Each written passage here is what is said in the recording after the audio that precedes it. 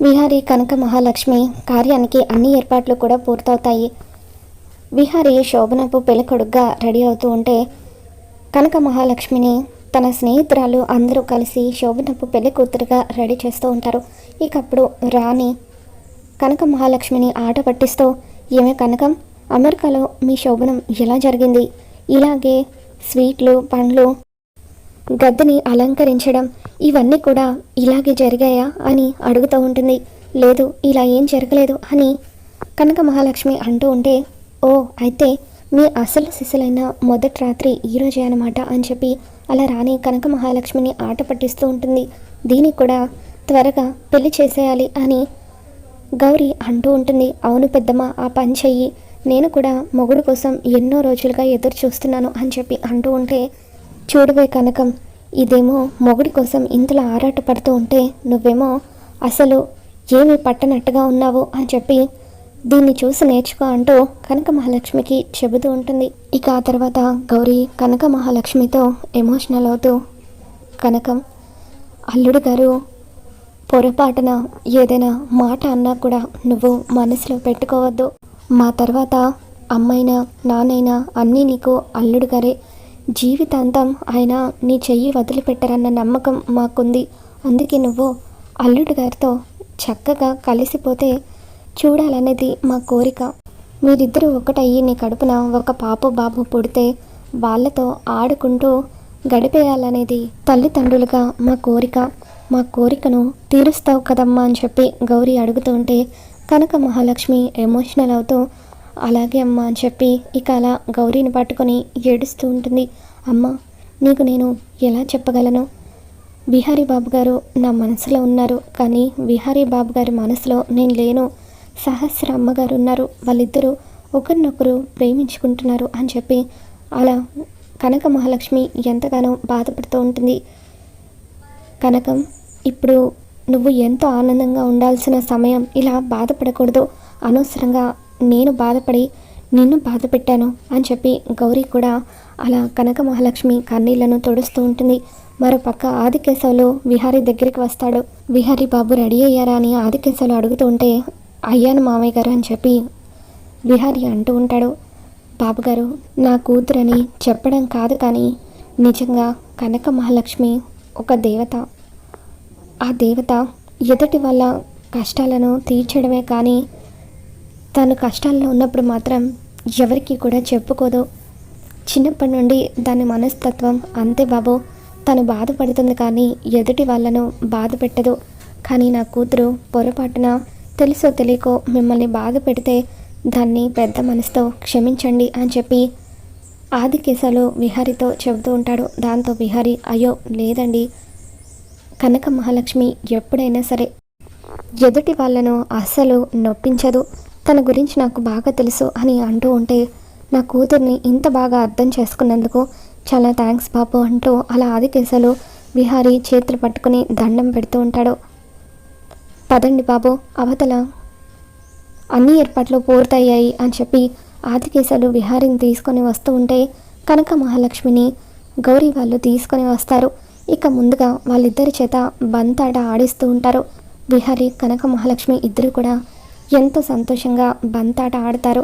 ఇక ఆ తర్వాత రాణి అక్కడున్న బిందెలో ఉంగరాన్ని వేస్తూ, చూడండి బావగారు, ఈ ఉంగరాన్ని నేను బిందెలో వేస్తున్నాను. ఈ ఉంగరాన్ని మీ ఇద్దరిలో ఎవరు తీస్తే వాళ్ళే గెలిచినట్టు అని చెప్పి అంటూ ఉంటుంది. ఇక అలా ఉంగరాన్ని బిందెలో వేయగానే ఇద్దరు కూడా పోటీలు పడి మరి ఆ ఉంగరాన్ని తీస్తూ ఉంటారు. ఇక అలా విహారీ ఆ ఉంగరాన్ని కనక మహాలక్ష్మికి వదిలేస్తాడు. అలా కనక మహాలక్ష్మి ఆ ఉంగరాన్ని తీసి గెలుస్తుంది. మొత్తానికి మీ ఆయన్ని ఓడించావే అని చెప్పి గౌరీ కనక మహాలక్ష్మితో అంటూ ఉంటే అప్పుడు కనక మహాలక్ష్మి, లేదమ్మా, నేను గెలవడం కాదు, ఆయనే నన్ను గెలిపించారు అని చెప్పి విహారీ వైపు చూస్తూ ఉంటుంది. కావాలని ఆయన ఓడిపోయారు అని కనక మహాలక్ష్మి అనగానే ఇకప్పుడు గౌరీ ఎంతగానో ఆనందపడిపోతూ ఉంటుంది.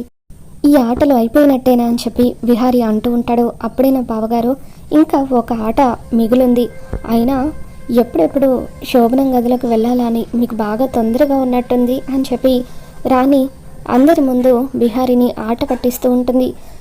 ఇక ఆ తర్వాత విహారీ కళ్ళకు రాణి గంతలు కడుతుంది. చూడండి బావగారు, నాతో సహా ఇక్కడున్న ఆడవాళ్ళంతా కూడా మీ ఎదురుగా లైన్లో నిలబడతారు. వీళ్ళందరిలో కనకం కూడా ఉంటుంది. అందరి చేతులను పట్టుకొని మీరు కనక మహాలక్ష్మి ఎవరు కనిపెట్టాలి అని అంటూ ఉంటే ఇకప్పుడు విహారీ అలాగే అని చెప్పి అంటూ ఉంటాడు. అలా అందరు ఆడవాళ్ళు కూడా ఎదురుగా నిలబడి ఉంటారు. విహారీ అందరి చేతులను పట్టుకుంటూ అలా అందులో కనక మహాలక్ష్మి ఎవరో కనిపెడుతూ ఉంటాడు. ఇక చివరగా కనకం చేతులను పట్టుకొని తినే కనక మహాలక్ష్మి అని చెప్పి విహారీ చెబుతాడు. మీరు సూపర్ బావగారు, కరెక్ట్గా మా అక్కని గెస్ చేశారు. దీన్ని బట్టి మీ ఇద్దరి మధ్య ఎంత అనుబంధం ఉందో మాకు అర్థమవుతుంది అని చెప్పి రాణి అంటూ ఉంటుంది. ఇక అలా విహారీ తనను గుర్తుపట్టడంతో కనక మహాలక్ష్మి కూడా చాలా ఆనందపడిపోతూ ఉంటుంది. ఇక ఆ తర్వాత ముహూర్తానికి టైం అవుతూ ఉంటుంది. అందరినీ భోజనానికి వెళ్ళమని చెప్పి ఆదికేశవులు విహారీని ముందుగా గదిలోకి తీసుకుని వెళ్తాడు. ఇక ఆ తర్వాత రాణి కనక మహాలక్ష్మి చేతికి పాల గ్లాస్ ఇచ్చి లోపలికి తోసేసి బయట గడివేస్తుంది.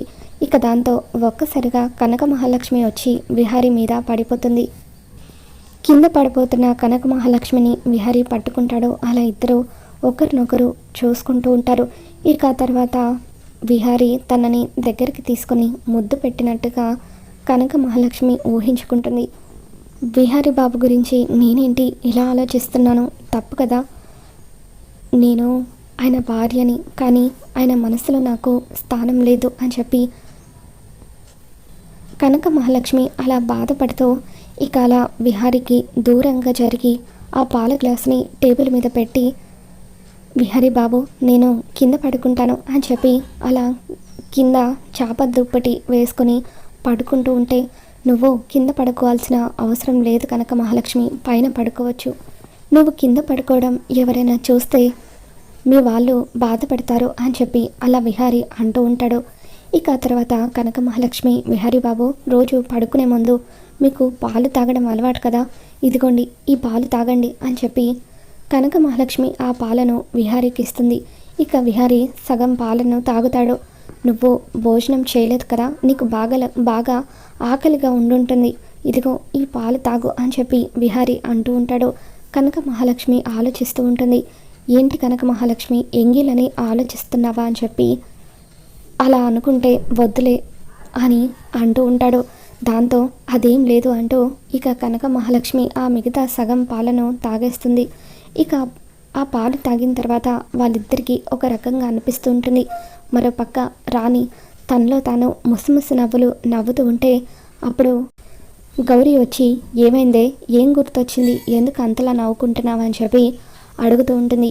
ఏం లేదు, వాళ్ళిద్దరూ ఒకటయ్యారా లేదా అన్న అనుమానం నాతో పాటు నీకు కూడా ఉంది కదా, అందుకే ఈరోజు మన అనుమానానికి అవకాశం లేకుండా వాళ్ళిద్దరూ ఒకటయ్యేలాగా నేను నాటు మందుని పాలల్లో కలిపాను అని చెప్పి అంటూ ఉంటే, వసే రాణి ఎంత పని చేశావే, ఇప్పుడే వెళ్ళి ఆ పాలు వాళ్ళు తాగకుండా ఆపుతానని చెప్పి గౌరీ అంటూ ఉంటే, పెద్దమ్మ మనకు కావాల్సింది వాళ్ళిద్దరూ ఒకటవ్వడమే కదా, మరి అలా అయితే నువ్వెందుకు వాళ్ళని డిస్టర్బ్ చేయాలనుకుంటున్నావు, అయినా ఈ పాటికి వాళ్ళు పాలని తాగేసే ఉంటారు అని రాణి అంటూ ఉంటుంది. అసలు ఇంతకీ నీకు ఈ నాటు మందు ఎవరిచ్చారే అని చెప్పి గౌరీ అడుగుతూ ఉంటే, ఇంకెవరు, నాకు ఈ ఐడియా ఇచ్చింది బామ్మే అని చెప్పి బామ్మ వైపు చూపిస్తూ ఉంటుంది. ఇక దాంతో కనక మహాలక్ష్మి వాళ్ళ బామ్మ ఇక సిగ్గుపడుతూ, అవునే ఈ ఐడియా ఇచ్చింది నేనే, నీతో పాటు వాళ్ళిద్దరూ ఒకటయ్యారా లేదా అన్న అనుమానం నాకు కూడా కలిగింది, అందుకే ఈ రాత్రికి ఎలాగైనా సరే వాళ్ళని ఒకటి చేయడం కోసం నేనే నాటు మందుని పాలల్లో కలపమని రాణికి చెప్పాను అని చెప్పి బామ్మ అంటూ ఉంటుంది. ఇక ఆ విధంగా రాణి పాలల్లో కలిపిన నాటు మందు వల్ల విహారీ కనక మహాలక్ష్మి ఇద్దరూ కూడా ఒకటవుతారు. మరి ఈ వీడియో మీకు నచ్చినట్లయితే తప్పకుండా లైక్ చేయండి.